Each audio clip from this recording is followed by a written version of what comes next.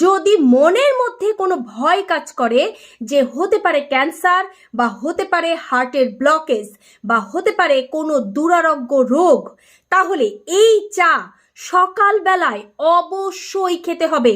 সকালবেলায় ঘুম থেকে উঠে সাধারণভাবে 1 থেকে 2 গ্লাস পানি পান করার কিছুক্ষণ পরই এই চা অবশ্যই পান করতে হবে। চা বানানোর নিয়ম তো ভীষণ সহজ। চা তৈরি করার জন্য প্রথমে পরিমাণ মতো পানি নিতে হবে, অর্থাৎ যদি আপনি একজন মানুষের জন্য তৈরি করেন তাহলে পানি নিতে হবে 250 মিলি, আর তাতে মিশিয়ে দিতে হবে 4 থেকে 5 কোয়া রসুন গ্রেট করে, তাতে দিতে হবে আদা 2 ইঞ্চি পরিমাণ গ্রেট করে, তাতে 1 চা চামচ হলুদের পাউডার। এরপরে এটাকে ফুটতে দিয়ে দিতে হবে ভীষণ হালকা আঁচে, একদম লো ফ্লেমে এটাকে ফুটিয়ে পানিটা যখন অর্ধেক শুকিয়ে যাবে তখন নামিয়ে ছেঁকে হালকা গরম গরম থাকতে পান করতে হবে।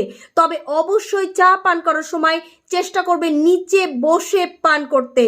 নিচে যদি পায়ের পাতার উপর ভর করে বসে এই চা খেতে পারি তাহলে সব থেকে ভালো কাজ করবে, কনস্টিপেশনও সঙ্গে সঙ্গে গায়েব হয়ে যাবে।